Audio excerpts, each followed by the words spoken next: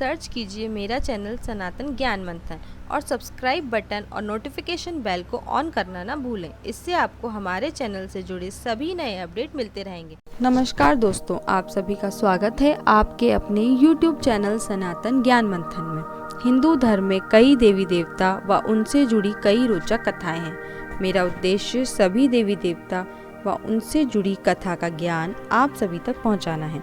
आशा करती हूँ मेरे द्वारा बनाई गई वीडियो आप सभी को पसंद आ रही होंगी, तो हमारी सभी वीडियो को अंत तक ज़रूर देखें व बने रहिए हमारे चैनल पर और जुड़े रहिए अपनी धर्म और संस्कृति के साथ।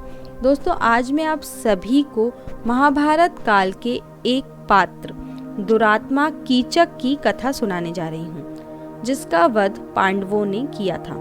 आइए जानते हैं उसकी मृत्यु का कारण। द्रौपदी के साथ पांडव वनवास के अंतिम वर्ष अज्ञातवास के समय वेश बदलकर राजा विराट के यहाँ रहते थे।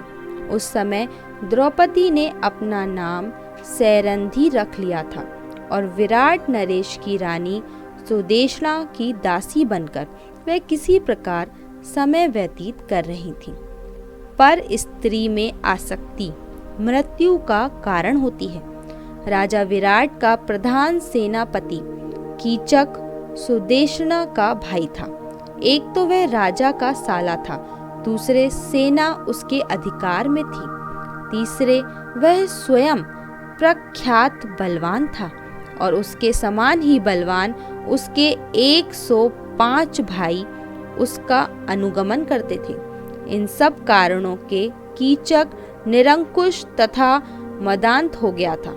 वह सदा मनमानी ही करता था। राजा विराट का भी उसे कोई भय या संकोच नहीं था। उल्टे राजा ही उससे दबे रहते थे और उसके अनुचित व्यवहारों पर भी कुछ कहने का साहस नहीं करते थे। दुरात्मा कीचक अपनी बहन रानी सुदेशना के भवन में एक बार किसी कार्यवश गया। वहां अपूर्व लावण्यवती दासी सैरंधी को देखकर उस पर आसक्त हो गया। कीचक ने नाना प्रकार के प्रलोभन सैरंधी को दिए। सैरंधी ने उसे समझाया, मैं पतिव्रता हूँ, अपने पति के अतिरिक्त किसी पुरुष की कभी कामना नहीं करती। तुम अपना पाप पूर्ण विचार त्याग दो। लेकिन कामंध कीचक ने उसकी बातों पर ध्यान नहीं दिया। उसने अपनी बहन सुदेशना को भी तैयार कर लिया कि वह सैरंधी को उसके भवन में भेजेगी। रानी सुदेशना ने सैरंधी के अस्वीकार करने पर भी अधिकार प्रकट करते हुए डांटकर उसे कीचक के भवन में जाकर वहां से अपने लिए कुछ सामग्री लाने को भेजा। सैरंधी जब कीचक के भवन में पहुंची तब वह दुष्ट उसके साथ बल प्रयोग करने पर उतारू हो गया। उसे धक्का देकर वह भागी और राजसभा में पहुंची, परंतु कीचक ने वहां पहुंचकर राजा विराट के सामने ही उसके केश पकड़कर भूमि पर पटक दिया और पैर की एक ठोकर लगा दी। राजा विराट कुछ भी बोलने का साहस न कर सके। सैरंधी बनी द्रौपदी ने देख लिया कि इस दुरात्मा से विराट उसकी रक्षा नहीं कर सकते। कीचक और भी दुष्ट हो गया।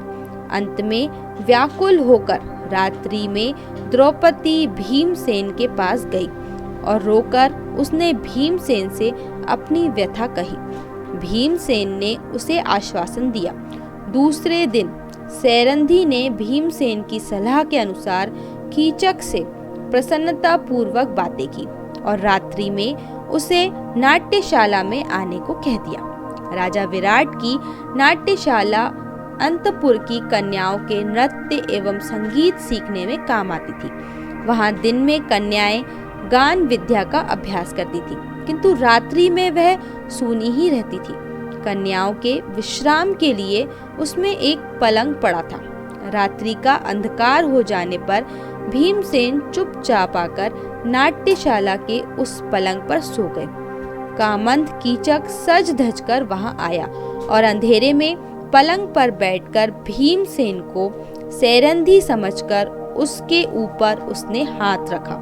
उछलकर भीमसेन ने उसे नीचे पटक दिया और उस दुरात्मा की छाती पर चढ़ बैठा। कीचक बहुत ही बलवान था। भीमसेन से वह भिड़ गया।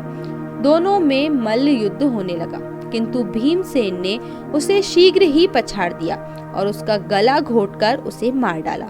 फिर उसका मस्तक तथा हाथ पैर इतने जोर से दबा दिए कि सब धड़ के भीतर ही घुस गया। कीचक का शरीर एक डरावना लोथड़ा बन गया था।